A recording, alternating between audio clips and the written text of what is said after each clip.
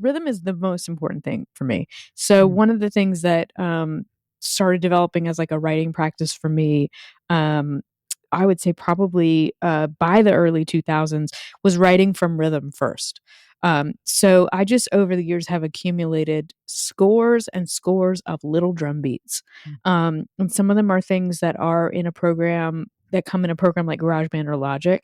Others are things that I've found and have loaded in there. I have this little thing on my phone, like this app. It's like a kid's drum machine app on my phone. And I just like boop, boop, boop, boop, make tiny little beats on it all the time. Nice. And no matter what I'm writing about, I will make a tiny little beat and I will start writing over it. And it may never get used in it.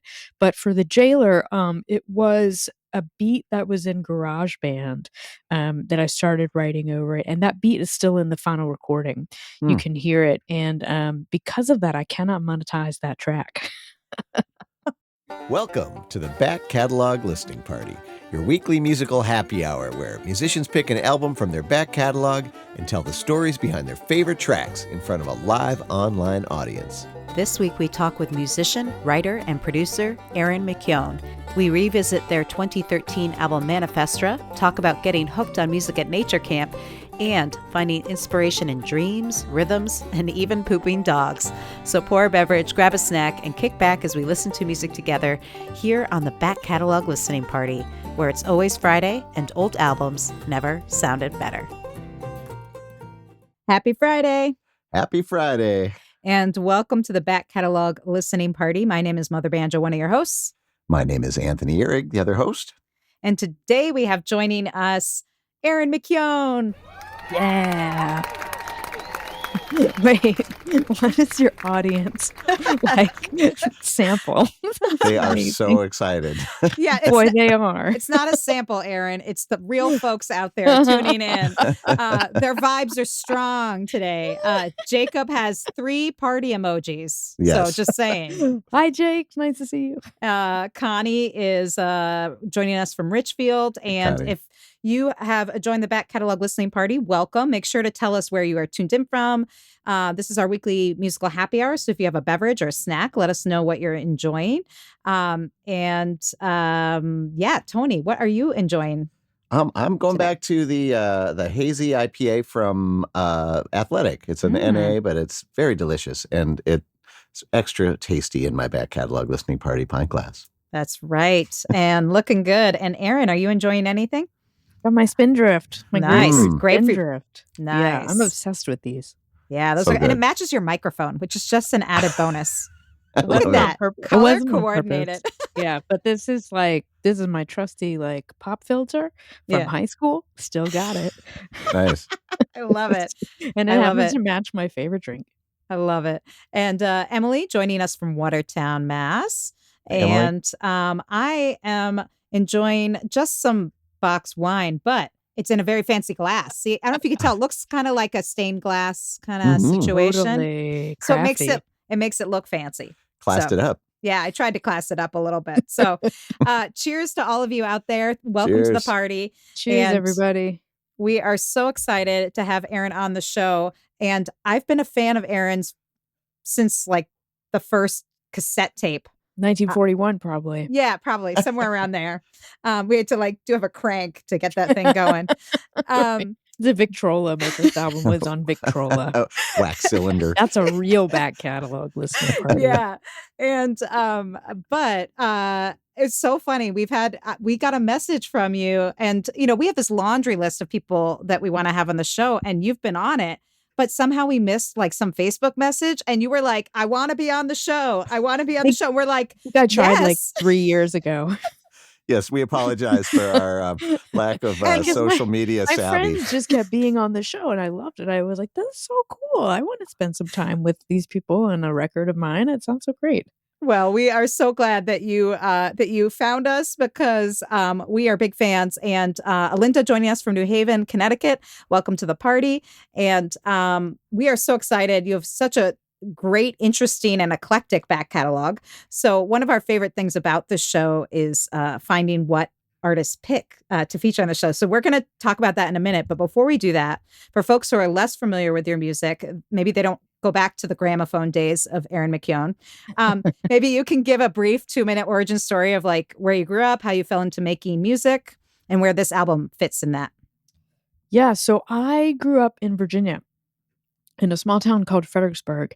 And I grew up, Fredericksburg is halfway between DC and Richmond. And when I was growing up, there was no like regular train service to DC. And this is important because it meant that like you were more like Richmond than you were like DC. So you could not be a commuter to DC. You were a Richmond person. And Richmond is Old South in all of the good and bad ways. So that's where I grew up. And I grew up in a very like upper middle class family where like you took piano lessons the same way you went to swim lessons, and it wasn't any particular thing about playing music one way or the other. But then I went to I thought I was going to be a scientist. So I grew up going to this nerd kid summer science camp in the Shenandoah Valley. And while I was there, my camp counselors, who were all going to William and Mary and UVA and JMU and Virginia Tech, were like, there's this guy in Charlottesville who plays guitar in the bar, and we tape him on our cassette decks and we pass them around. His name is Dave Matthews. So I was 13 or 14 being handed Dave Matthews cassettes by my scientist counselors at this nature camp. It's literally called nature camp. So I started playing guitar because of that, and I started writing songs. I'd always written poems and short stories and things like that. But then, yeah, I started playing guitar. And once I started playing guitar, my life changed. Then I became interested in music and interested in songwriting. Yeah, I made my first record when I was in college. And I would come out. I went to school in Rhode Island, which was a big deal difference than Virginia. And so I would, on weekends go out to Western Massachusetts and little bit at a time make this first record called Distillation, which was how we met, Mother Banjo and I, basically through this record that was a very exploring old time sounds and exploring swing and exploring roots sounds, and it formed the foundation of my career. And then I just felt free. It did very well, and I felt very free to do whatever the fuck I wanted after that. Nice. So the next album was a real pop album, and then after that was kind of a more rock album. Oh gosh. I think Manifestra is the fifth or sixth album I made. Honestly, I should have looked beforehand. I can't remember. But it was meant to be, I had made a swing album right before it, maybe. Anyway, it was meant to be a return to rock roots. And it was the first record that I made not for a label. And so it was going to be the first record that I made all on my own. I was going to produce it myself, fund it myself. This would be in 2011 I started the project. And so, yeah, Kickstarter wasn't quite a thing at the time. I think I might have used Pledge Music, something that's now defunct. But anyway, that's what this record was in the oeuvre, was like an attempt to get back to like a kind of a rock sound that I grew up with, and a kind of a declaration of independence. Nice. Excellent. Well, we love declarations of independence here on the Back Catalog Listening Party. And you're the only ones. The rest of the country doesn't care anymore. Well, this party welcomes it. So we're excited about revisiting this record, Manifestra, released in 2013. And we're just going to dig right in. Let's do it. The first track you picked is the title track. Is there anything you want to say about this before we take a listen? Yeah. This song came to me in a dream.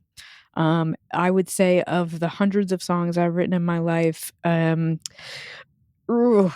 handful, 5, 6, have come to me in dreams just fully formed. I played at a really great gig here in Western Mass. It must have been in, I bet it was in 2010 or 2011. I played this gig and I hadn't written a song at all in 2 years. I had made a choice to stop drinking and using drugs. And the first 2 years of not drinking or using drugs, I wrote nothing, absolutely nothing. And it was terrifying, especially if it's your job.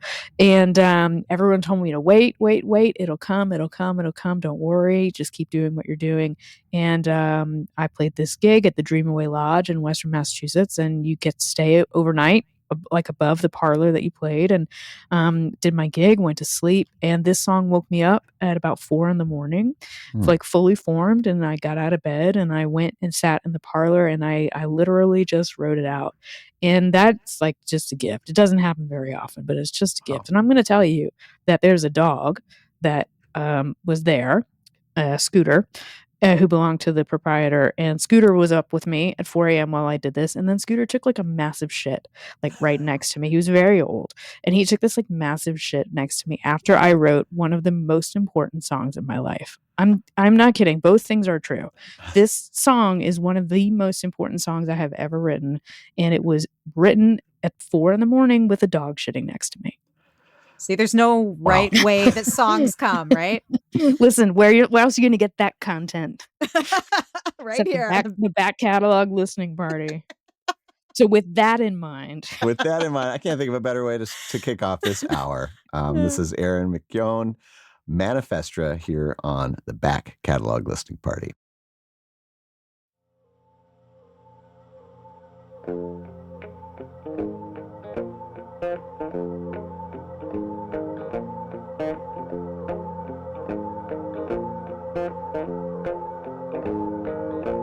Humble, like the child of God she wants to be.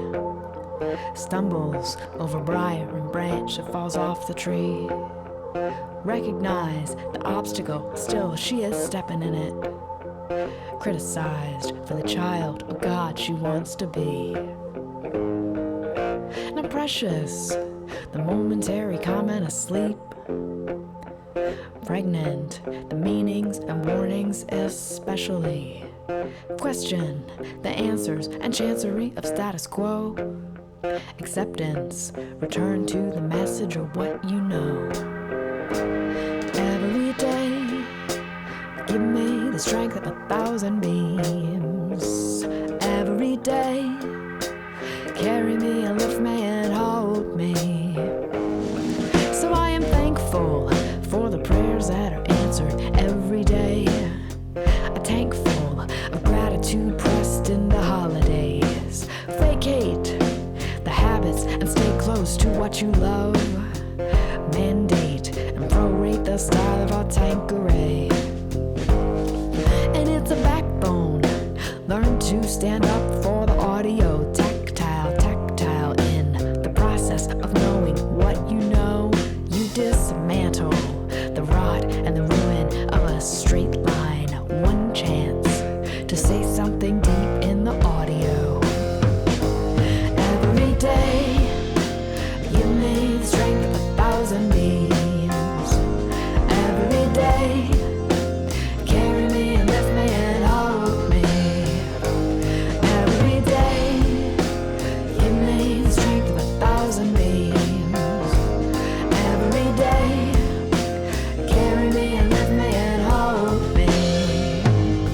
So when the orchestra tunes itself up from the dissonance, a manifestra, a violin sweep into consciousness, harmony in the style and the guise of martinis, continents in the verbiage and endings of paragraphs. Now the trust is the anecdote to the pejorative. Plus one, plus we owe. Accumulate the principal corrective. Jealous of the wealth of other girls. A call on a higher power thing.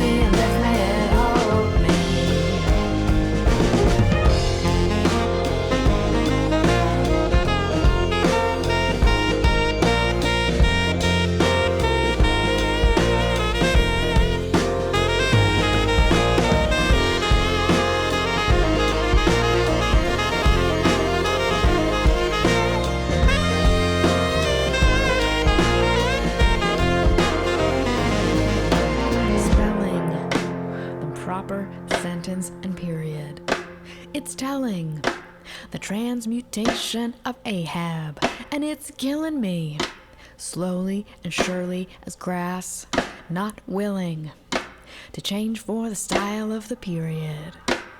And it's the in, out, the daily reprieve of the exhale. I forgot about the water and chased the whale. The myth that the prize is all there ought to be. A novel so written in the style of the whiskey. Every day, give me the strength of 1,000 bees. Every day, carry me and lift me and hold me. Every day, give me the strength of 1,000 bees. Every day, carry me and lift me and hold me. I'm humble, like the child of God I want to be. I stumble over briar and branch that falls off the tree. Recognize the obstacle, still I am stepping in it. Criticized for the child of God I want to be. Every day, give me the strength of 1,000 beams. Every day, carry me and lift me and hold me. Every day, give me the strength of 1,000 beams. Every day, carry me and lift me and hold me. Every day, give me the strength of 1,000 beams. Every day, carry me and lift me and hold me. Every day, give me the strength of 1,000 beams. Every day, carry me and lift me and hold me.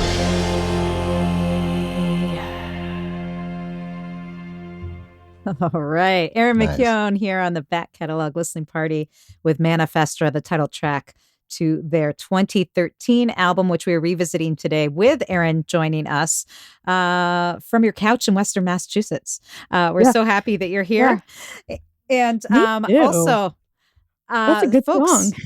really That's good a really song, good right? song. Is Yeah. that what everyone says after they hear it? They're like, oh, Well, I think people are I'm glad often I liked pleasantly it. surprised. I think sometimes, I mean, obviously a variety of reactions, but I think the Yeah. most common is pleasant surprise because I think there's That's an certainly anxiety, mine. I think, for a lot of artists when they're like, oh, great, I'm putting out a record I put out like 10 years ago and I haven't listened to it. I hope it's as good as I remember.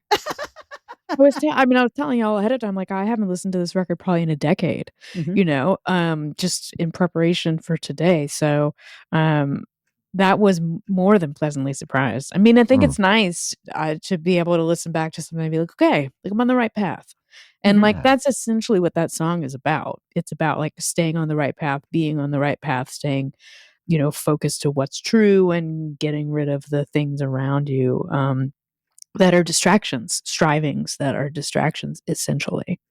Which feels pretty of the moment right now because there's all kinds of distractions coming at us all the time now, and it's easy to kind of lose sight of everything else. And folks loving the Yeah. music, and I also really love that you said that this song was all about sort of getting back to your purpose, especially because you had been not writing before this song came to you in a dream. So did this open the floodgates? Like, did you find out after this? Did songs come a little more quickly after Yeah. that?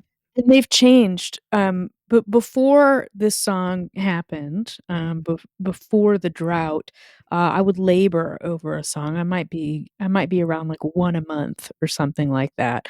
And then after this, yeah, the floodgates did open, and the sort of like preciousness went away. As exemplified by the story I told about what was happening currently when I wrote it. But yeah, I just have the ability now to I just write more quickly. I write a lot more than I did before. I let go of the results a lot more. That's a classic, writing tip that just couldn't happen for me until it could happen for me. But letting go of the outcome allows you to create more. I love these things that people are saying in the chat. Yeah. Just to answer one of these, Joni wanted to know, are those layered vocals myself or other singers? On this one, it's just me layering on that. And I did the vocals for this record. I made this record in people's houses, like little bit by little bit, and I did the vocals in my friend's basement here in Western Massachusetts, and I did them completely by myself. I'd never been able to do vocals alone before. So I got like all the equipment I needed. I taught myself how to do everything I needed to do. And so for this record, I would just be able to sit in a basement and do stuff as many times or as few times as I wanted to and really make it sound how I wanted it to sound. Yeah, so this one is all me, but I forgot there was a saxophone solo on it. That was amazing. I feel like Yeah. I kept writing notes like, of course, I was like strings in big capital letters, Yeah. and then Yeah. I was like sax. Yeah. Yeah, it's my friend Matt Douglas, who has just he was all over my record, Hundreds of Lions, playing clarinet and saxophone and flute and all these different things. And but he also plays baritone and it's just such a honky raw instrument, and so he's all over the whole record. And then following this record coming out, my general band for the next 5 or 6 years was baritone, guitar, me, and drums.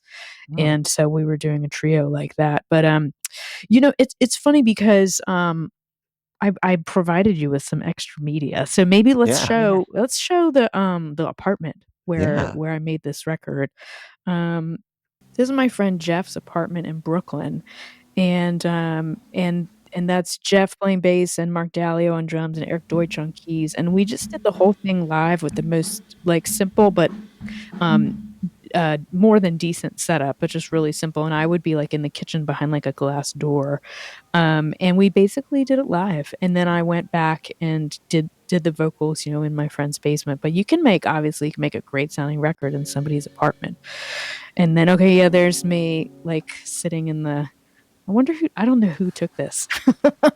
It occurs to me who's filming. I have no idea. And then we did the strings, which I think we mentioned the strings make it feel disco. These are the strings. Wow. That's cool. Yeah, isn't that beautiful sound? Yeah. So that's Joe Brent playing the violin, and he also did the arrangement. For those who are just listening to the podcast real quick, I just wanted to mention we are looking at some video clips that Erin had sent, and we'll make sure to have links to these at backcataloglisteningparty.com. Yeah. And I'll just say one more thing about that string thing, which is along the lines of Scooter taking a shit next to me while I wrote Manifestra. But it turns out that cello and that cellist are a notorious cello that has a provenance that has to do with Jeffrey Epstein. And I read about it in the New York Times. Whoa. And Whoa. years later, and I was like, that cello is on my record. Oh. And it's funny when you make something that long ago and then you find out all these other things. I don't know. That's also, I don't think I've ever shared that anywhere. Wow. But it was not a comfortable thing to realize that instrument was. Yeah, you can look it up if you want to read about that cello. It's a strange story. But anyway, so this was the first song, and the word Manifestra I just made up. And just like a combination of like a manifesto, like because I was trying to like reset in this part of my life and like reorient. And then I took a ton of Latin growing up, and so fenestra is window, and so it's like a window of purpose. I don't know. It just sounded like an interesting word. I love it. It's very evocative. And I also love that manifest, of course, can also mean like you're making something manifest, which I feel like the song really did for you in a big way. Yeah, and it's such a this is one of my favorite styles of songs. Like I love like that line between talking and singing. Like I'm really interested in it, and this was the first of what's come to be a whole handful of songs that I explore that and enjoy doing that. Essentially like poems with a little bit of like melody to the way you say them. but the sort of like rhythmic loop of this, the meditation of it, the trance of it, feel also part of it for me. Again, like the whole thing came whole, so it wasn't like I was like, okay, so I'm gonna like make a loop because I'm gonna keep going, But it was just sort of part of the whole thing that came. But listening to it just now, I was like, right, you can like I just like need to nod to it or something, and there's something really soothing to me in just the like back and forth of it. Yeah, like a mantra kind of vibe. Yeah. That's the word I was thinking of. Another man word. I know, another. Well, speaking of the dream part, I just want to make sure we got to Chloe's Yeah, I was just question. gonna Oh say yeah, that. let's do this. Basically, what Chloe's wondering, like, what is it like to dream a song? Do you see the sheet music? Do you hear Do you it? hear the actual song? Can you maybe explain It's a little funny. bit more? There's different versions of it, but it's definitely not the sheet music. Although like separately, if I'm having to do a lot of sheet music for something, I'll see that in my dreams, but just in the way that like if I was staring at a computer screen all day, I would see it. No, it's I've had dreams where I will see my hands on the piano playing something. Um or I'll hear it. This was just a more like a hearing it kind of thing. And it reminds me of like it's not hearing it directly. I am, like, not a woo-woo, like, frou-frou person, so, like, the fact that I'm even talking about how a song came to me in a dream makes me wanna puke, but it also is, like, it's just what happened, which is also the name of another song on this record. That's just what happened, but, it's like as if your neighbor was playing music, and so you can kinda hear it through the wall. Mm. And you're trying to like make it out and you sort of can hear like the outlines of it and you can kind of vaguely hear like what the beat is. That's what it feels like. So it's kind of waking up with this sort of memory of like hearing something like through a wall and then just trying to find a way to make it real. Is there Yeah. imagery? Oh, sorry. No, go ahead. I was just curious, was there imagery that came with that dream that you remember at all? No, I don't think so. I think it was the feeling of the words and sort of the cadence of the words, and almost like just like the vocal tone, like to me was as much a part of it as anything. And um, I'm like a big time journaler, so like I have like all the journals from like middle school on, and they're all in the same kind of notebook with the same pen. And like Mm. there's a page on January of 2010 or whenever it was where like I just wrote this out, and I'd be pretty curious like if I crossed out anything or edited it in any way. But my memory of it is that I did almost none of that. Wow. Yeah. That's amazing. It is that- amazing. It is amazing, and I don't take credit for it. I think the way that this record came, I sent you this picture, that says, the God album on it, if you wanna show that. Yeah. Let me find that here. I wrote this song, and then it was like, "Okay, this should be the basis of a record," and so secretly, I was like, "Oh, it's gonna be the God album," and, yeah, there it is. What did I write? Yeah. I said the sin, love the sinner, hate the sin. I think George Bush said that or something. I was thinking about that. Oh, look, there it says GW Bush. the devil in That's me. funny. Yeah, yeah, so this was sort of like me trying to, like, figure if I have this one song, how can I extrapolate a whole record from it? And weirdly, like, it became a record about politics and, like, citizenry. But it came from this one song, which was this sort of reset of spirituality. Mm. Hey there, would you like to be part of the live show? Well, become a member of the Back Catalog Listening Party Patreon, and you'll get a backstage pass to weekly online tapings where you can ask the artist questions and participate in the live chat with a fun community of like-minded music nerds. You'll also get a first look at upcoming guests and receive invitations to special live streams and private after parties. So join the party today at patreon.com/Back Catalog Listening Party.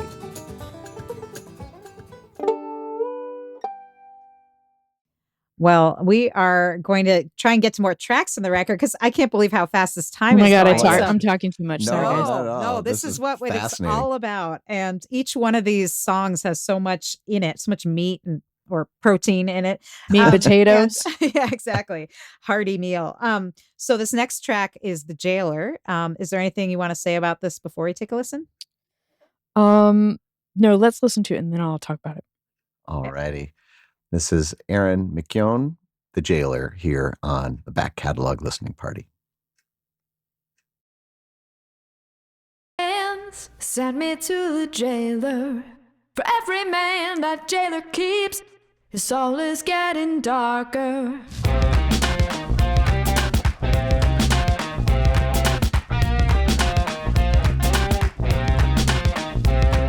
The jailer rules a stolen land, king of wicked pleasure. Try to cross him if you can, scar across the desert.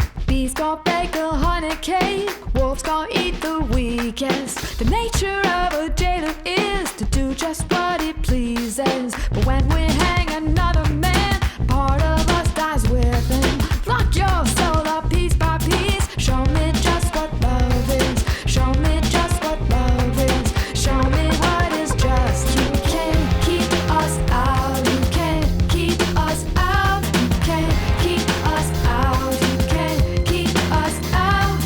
Try to stop the water. Try to stop the fire. Try to stop the culture. Yeah.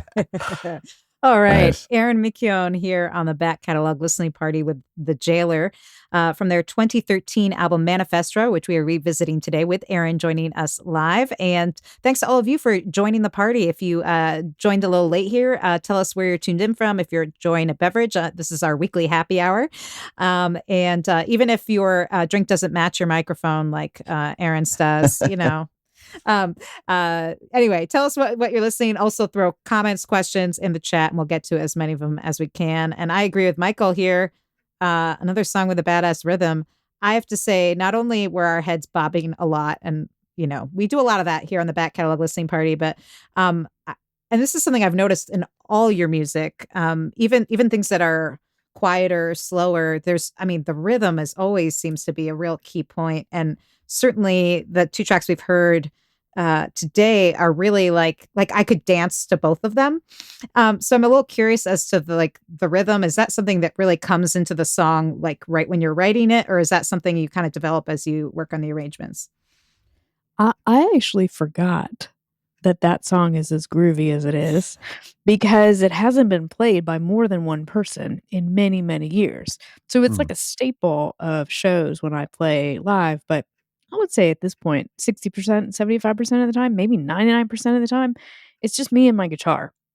So like that underneath like bounce to it is in my mind, but nowhere else, most of the time when I play it. But yes,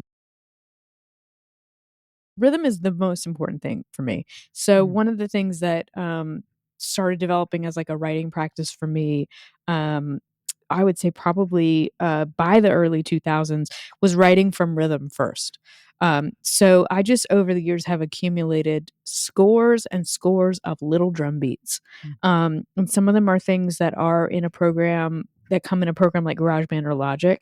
Others are things that I've found and have loaded in there. I have this little thing on my phone, like this app. It's like a kid's drum machine app on my phone. And I just like boop, boop, boop, boop, make tiny little beats on it all the time.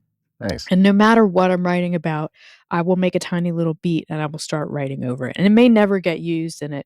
But for the Jailer, it was a beat that was in GarageBand that I started writing over it. And that beat is still in the final recording. You can hear it. And because of that, I cannot monetize that track. Oh. When you have something like a GarageBand beat or something which costs nothing, but also basically limits that YouTube won't allow me to, for example, monetize that. I had no idea. Because it has this sample in it that is from a sample library. That's fine. I do it for the love, guys. Well, you also mentioned that you did like an alternate version of these songs, right? That maybe you could monetize. Do you want to talk about that? There's a co-version of Manifestra called Civics, and it's all the songs of Manifestra played solo acoustic in a historic library here in Western Massachusetts. Oh, wow. But yeah, the Jailer was probably the most political. I'm sorry, my dog is kicking my laptop right now. He's snuggled up right here. We'll see if we can get a picture of him in a second. But he just kicks the laptop when he changes positions. But anyway, this was the most political song I think I'd written up to this point, and it came from a trip that I took to Nogales, Arizona. If you want to show that picture that I sent ahead of time, this is a picture of the border wall that we've been hearing about for the last too long, and I took I took a fact-finding trip there with some artists and was really horrified by this image. I did not take this image, but this is what I saw, and I thought about who is the person that would make that or would want that or believe in that, and that's who the Jailer is. So that song was really an attempt to like get into that person's thought process or persona, and then say something to them like, you can't stop art, you can't stop water, you can't stop people. We are going to continue, I wrote that in 2011, 2012, and too bad, still relevant. But it's always been important to me, to go back to your initial question, Mother Banjo, which was like to be able to dance, to be able to move to these things that also have thoughts. There's as much communication in the dancing of this record, and I miss it. That's my big takeaway from Back Catalog Listening Party is like, oh gosh, there's so much like dancing and music and other parts and stuff to all this stuff. And because of COVID, because of the economy, whatever it is, it's like just me and a guitar often, and I miss that. I miss that ability to communicate that way. Well, I love hearing you talk about that song where it talks about you can't stop, water and people and like all of and culture. I feel like looking at that photo and hearing you, for those of you just listening to the podcast, again, you'll have to go check out the show notes because this photo is pretty epic at the backcataloglisteningparty.com. But basically it's over hills. So it's not just a wall along flatland, which I think is often the images we have in our minds of the border wall. This is like over sand dunes, and it looks like a living, like we were saying, it looked like a dragon or a dinosaur, or like it's going over all these hills, and it's like, it looks like an organism. It's the feat weird. of engineering. Many people probably took a lot of time to think about how to do this and how to achieve this, and like what a waste of resources, and when I stood next to it for the first time, I stood next to a part of it that didn't have this sort of like second underlayer of spikes, but you can see in this picture, and people will be familiar with this image, but like it's just a series of posts set in the ground. It is not a solid wall like the Berlin Wall or the walls between Israel and Palestine. It is got these like, you could put your hand through it if Border Patrol would let you get that close. And when I asked someone like, this seems counterintuitive to me, the answer was it has for drainage, it has to be shaped like this so that water can get through, so that it can survive in the desert. And I just was like, that is just like, hand me a song. Yeah. You know, because the image of that is so crazy to me. You know, maybe there's other people that feel differently, but yeah, so that's where that song came from. Really, for me, was trying to like yeah, like who is that person that is so afraid? Yeah. Yeah. Well, we were talking about how you might not be able to monetize that particular version of the song, but at least on the streaming services. But good news is you can support Erin by buying the record in many formats. So tell us a little bit about, you don't just have it on CD. Tell us about all the ways you could get a hold of this record Yeah, in its full glory. it's on vinyl. And the vinyl comes with the Civics CD inside of it. And then you can also get the handmade, hand letterpressed version of it that has both CDs in it as well. And then you can get the regular CD version of it. Wow. And guys, I have a lot of them. So you want to help Yes. out Erin for this? It's spring cleaning time. Buy Clean out one the for closets. a friend, you know? Exactly. Listen, I live right by a river, and my house does flood. And last summer we got 3 giant floods, and each time I had to move all of Manifestra out of the basement. So what is it? Why don't you just let her move it to a post office? You know, That's right.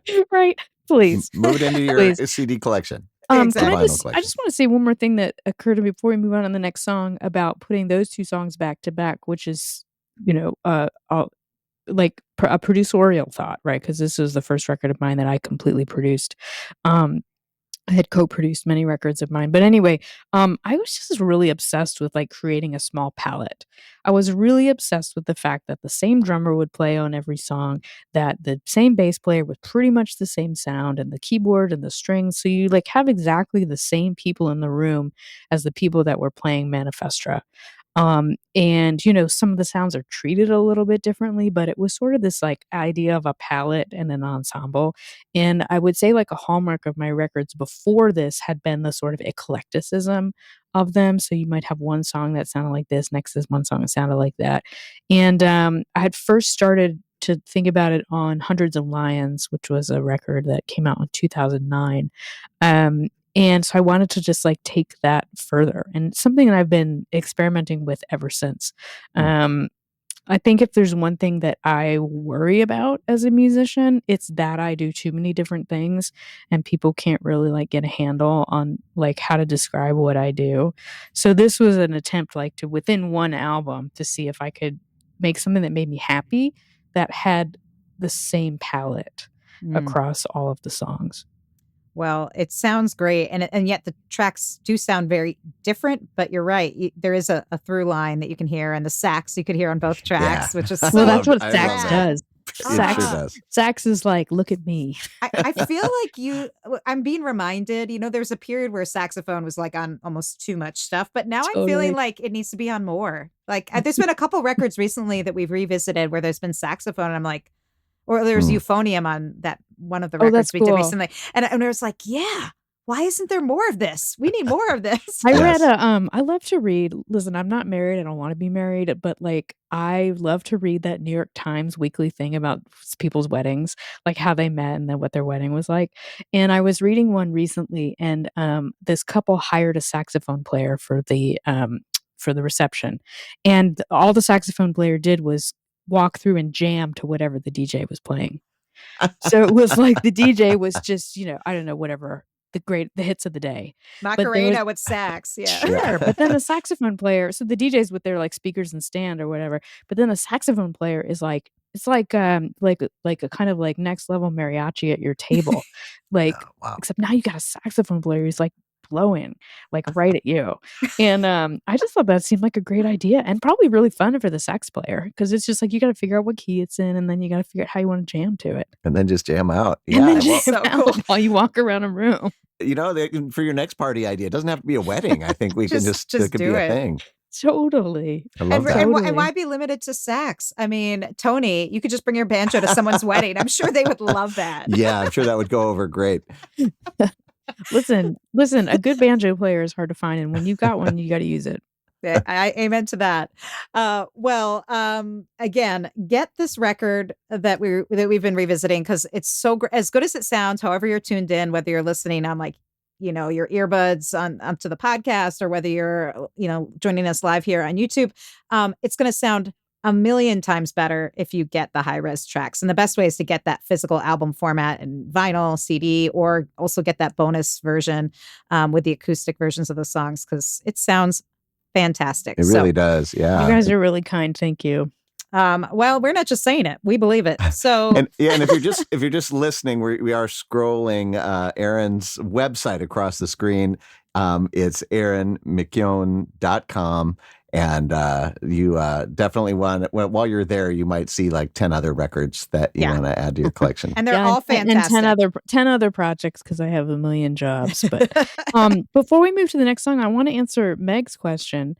If it's okay, if you all want to put it up, non-music related question. Let's so the question is, am I a fan of the U.S. women's national soccer team? Which would be a fair question, given that Megan Rapinoe is behind me on the wall. And the answer is yes. Yeah, nice. Absolutely. It's one of my favorite teams, and it's one of the only times I can root for the United States, I have to say. But there's something about that women's team that is so fast and strong and kind of the best parts of America, I think. And such a beautiful representation of what politically we can be. And I've had the opportunity to see them play in person twice, which was really amazing. And and this is my pirated picture. I bought it on some site unofficially because you couldn't whatever, and I blew it up and got a frame from Target, and there it is, pride of place. Excellent. Wonderful. Thank you for asking that question, Meg. The Back Catalog Listening Party is brought to you by EFS Publicity. Founded by veteran publicist, promoter, DJ, and musician Ellen Stanley, EFS brings an artist's perspective to the table, working to help clients get to the next level in their career. Services include national and international media campaigns, radio promotions, tour press, crowdfunding, grant writing, and more. Get a quote or set up a consultation today at efspublicity.com. Yes, and keep the questions coming and the comments coming. We'll get to as many of them as we can before the end of today's show. But we want to get to as much music as we can into this show. We're going to at least get through 4 songs. We're going to make it happen. We're going to do it. We're going to do it. So this next song is Histories. Is there anything you want to say before we give it a spin? No, because I can't remember what this sounds like. Well, we'll listen together. All right. Well, let's give it a spin. This is Erin McKeown with Histories here on the Back Catalog Listening Party.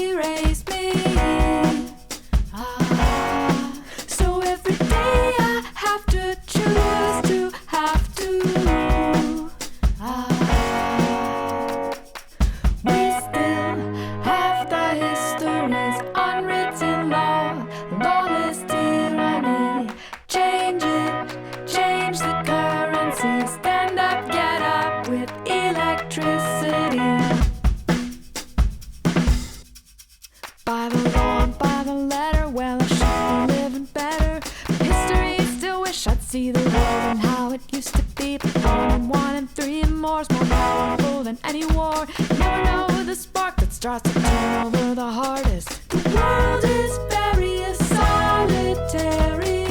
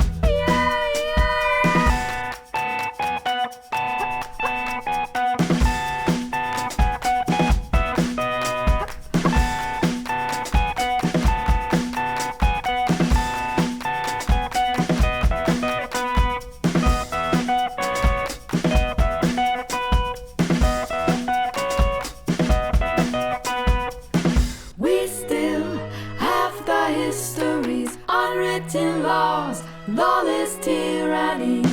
Change it, change the currency. Stand up, get up with electricity. We still have the histories, unwritten laws, lawless tyranny. How do you make community? Drop off the I and add up the we, yeah. Drop off the I and add up the we, yeah. Drop off the I and add up the we, yeah.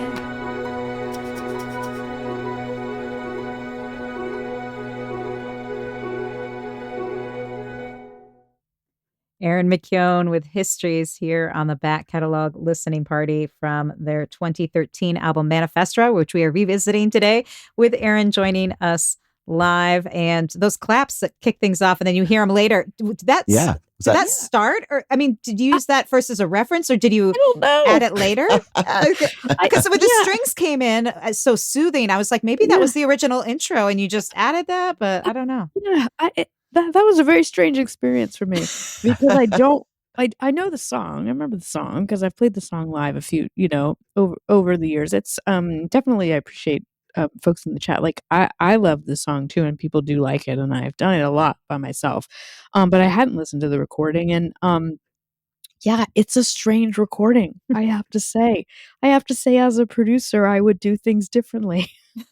Whoever produced it didn't finish it. That's what I think when I listen to it because it has this too juxtaposed to me because it's got this beautiful like kind of like destabilizing strings and pianos going and that beautiful like bed and then it just all too much drops away and I think ironically it makes you not focus on the verse. I think you're sort of just like where'd everything go? But it adds some joy in there that I think would be not to say you couldn't do it in another way, but I feel like if it was just like a dirge about all these about things, taking responsibility for your white privilege. Yeah, it would. That's essentially what the song is about, right? But I mean, like, but having the claps that adds like this level of like optimism and change and like and movement that I think would be lost if you didn't have something there, Well, right, and it's trying to get there because the end of the chorus, as if I'm talking about this like it's not my song, but the chorus at the end is to say drop I and add we to what we say, right? As so it's trying history, to get to like a community place and collective place. But yeah, no, it's trying to get to a joyful place. And who wants to hang out in the world of like family traumas? Yeah, it's funny to listen to because a couple things I think I would do differently, but I think the strongest thing it has going for it is that joy and the sort of shimmer of those different like instruments kind of piling on top of each other. But I remember nothing about making that recording. Well, clearly people love it. So Kimberly says love it. Michael says, I think that's the charm of the song, those dissonances. So and there was that rhythm again too. I mean, it was super, super interesting stuff you were doing with your guitar too, like kind of playing with the rhythm there. I don't know if you noticed, but I surfed the internet while listening because I wanted to look up when Merrill Garbus's Tune Yard's first album came out. This record called Bird Brains because it was very influential, and I think this song is me trying to metabolize what it is that Tune Yards does. And like I say, like I think a little incompletely, but like trying to get into that sort of right juxtapositions and kind of angular stuff and sort of like how do you use things that are clearly loops but also feel alive inside of them. So Bird Brains came out in 2009, so I definitely knew it when I was making this. And then I think their second record, Who Kill, probably was like 2010, 2011. So I would have been listening to it as I was making this. And that makes sense. Yeah. I can hear that. The claps and the like. And how they're exactly. Used. Yeah. Yeah. And that whole thing where if you've seen Tune Yards play, you know that they capture their claps in their looping machine and things like that. Very cool.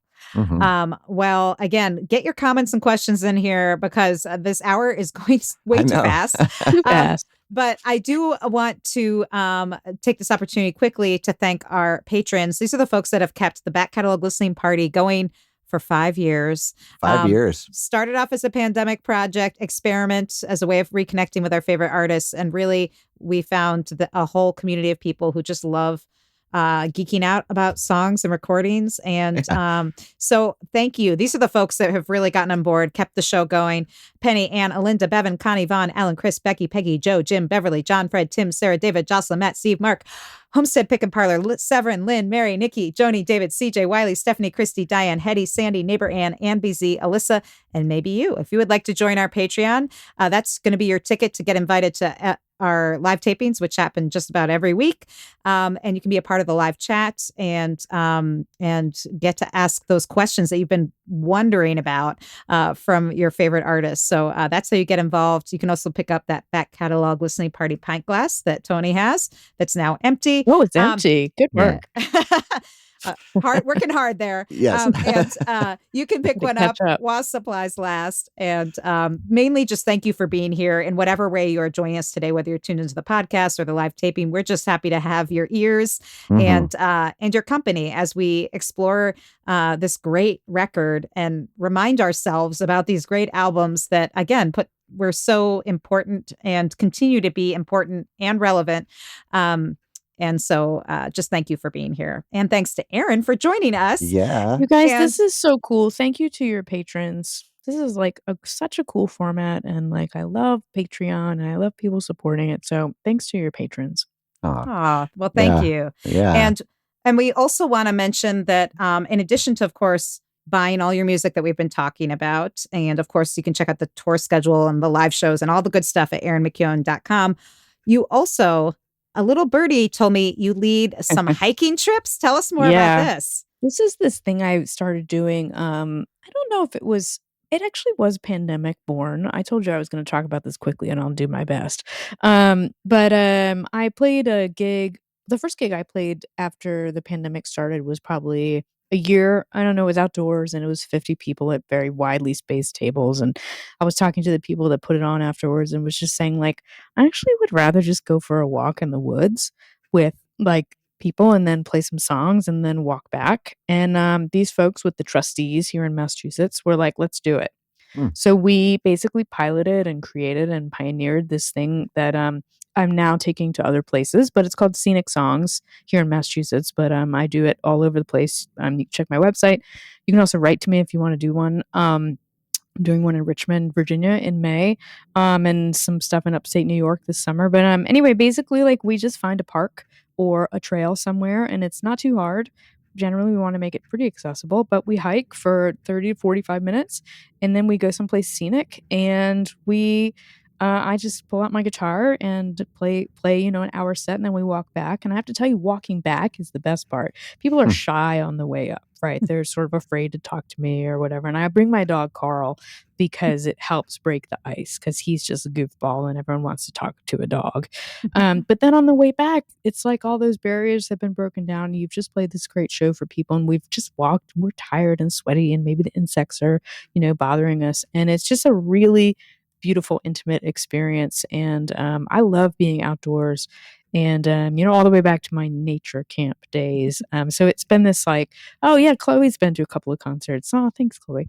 Yeah, they're just like a really unique thing. And I don't think it would have happened without the pandemic. And it's something that, we've kept going. So yeah, if you want one wherever I would love to do it in Minnesota, please. Yes. I've never gone hiking in Minnesota. Well, it's less vertical, but there's a lot of great parks and a lot of great trails. Please. Even right in the city, there's tons of like places where you forget you're in a city. You're like in the woods by the river. Start at Mother Banjo's house and work our way down the creek to house. the Mississippi River. Yeah, I love do a whole thing. I love it. Here, I'm just gonna see if I can get Carl on here. Dog. Oh, there he is. Dog alert. All right. Hey, Carl. All right. And if you're just listening to the podcast, you'll have to check out the YouTube version of the show, because you'll get to see Carl. Carl is a big 80-pound red lab, and he is snugged right up to the back catalog listening party. Love it. Well, we're going to squeeze in one more song. Can we all hang out for one more song? I can. Thank you. Okay. We're going to do one more tune here. In God We Trust. Anything you want to say about it?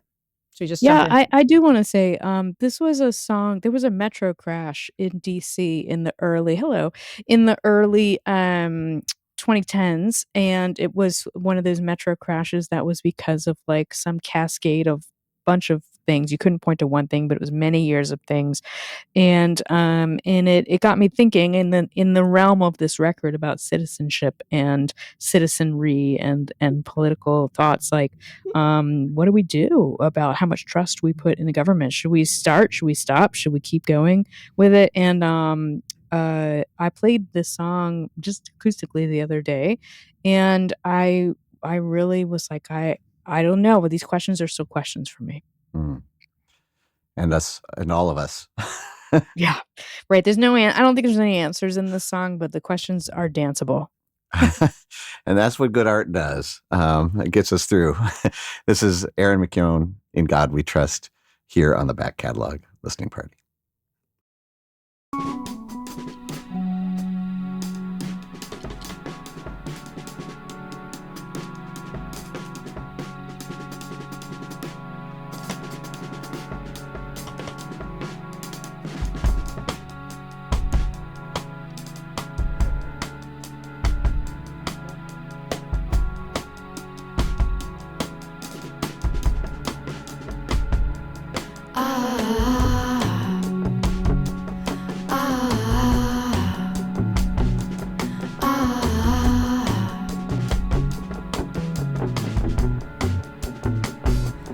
Never know when things will break. You never know what train to take. Every path you ever choose, could this be the day you wedded to the big idea that split upon a train of steel? Things that shouldn't somehow do. Did we really crash?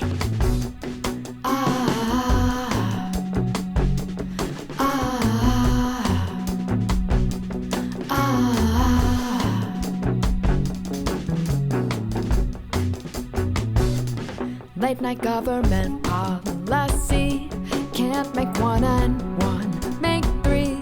Calculate the size lobby by another friend. On monuments, the price gets paid. Another rent I have to make. Document an accident. Did we really crash?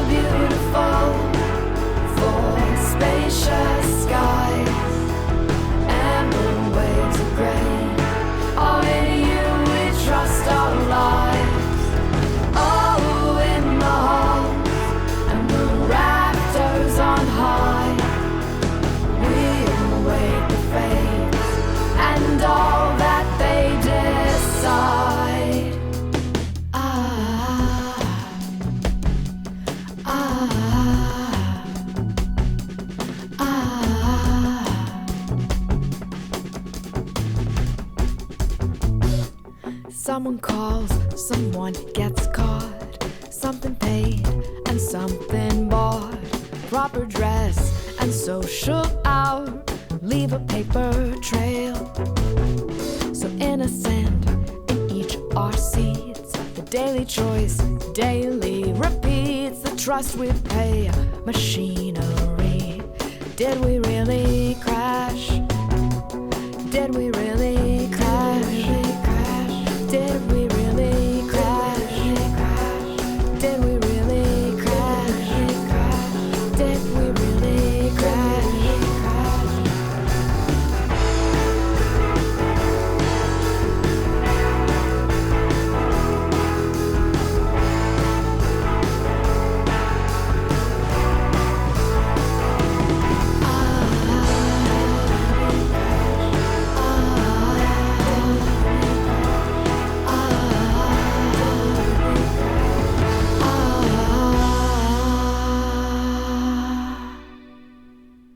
Erin McKeown, In God We Trust, from their 2013 album Manifestra, which we have been revisiting tonight with Erin joining us from their couch in Western Massachusetts. We're so happy that you stayed up to party with us, Erin. Yes. I'm usually asleep by now. It's true. And I know agree that's with Connie. very rock star of me. I'm so rock star that I go to sleep at 9 and wake up at 7. There That's you how go. rock star I am. Well, Connie says terrific, fascinating show, and I thanks, agree. Connie. I'm so glad you listened. I know we're wrapping up, but I just want to say, listening to that, just on a nerd level, there's 2 drum kits on that song, and one of them was played with knitting needles. Very Mark cool. Dallio. Yeah, Mark Dallio is a drummer I'd worked with for a lot of things and a lot of live things. But I really like small clicky sounds. And one great way to do that is to give the drummer knitting needles. So which end do you use? You got to use the sharp end. Yeah, Because that's the what I other think. end It will would have ruined ruin the your drums. yeah. And he also had a set of really heavy chopsticks that he also would use that were Cool. really fun on the rides and stuff like that. But so the drum kit that you hear in the left ear is played with tiny things, and then it's compressed and smashed and stuck over on one side. And I think there's a loop in there, and then there's also a live drum kit. I That's can't wait.